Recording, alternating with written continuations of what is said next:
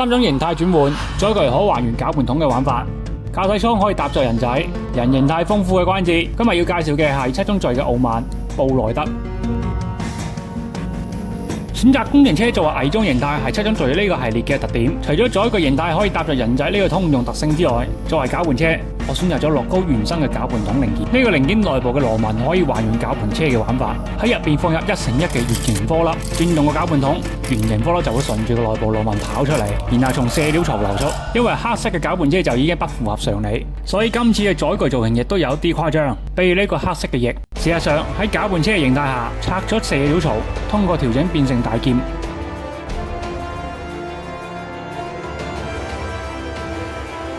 拆開外夾並展開，收起連接件，旋轉大腿根，調整小腿，旋轉上半身，展開滾筒並翻到背後，調整雙臂，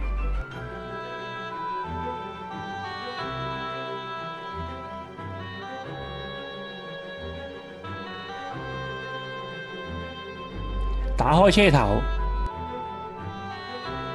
合埋個龍嘴，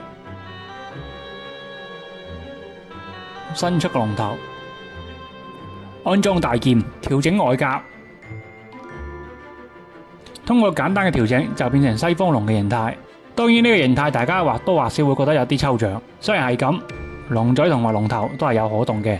只係我覺得作為傲慢就應該有一個西方龍嘅過渡形態，而龍形態變成人形方面需要拉直對腳，旋轉大腿根，企起身之後放低雙手，調整肩胛，放低龍頭，露出人形頭部，最後將把大劍卡喺手掌裏面嘅絲扣，就可以完成七宗罪傲慢布萊德嘅人形形態。作為一個遊戲王嘅玩家，我覺得海馬賴人就係傲慢嘅代表。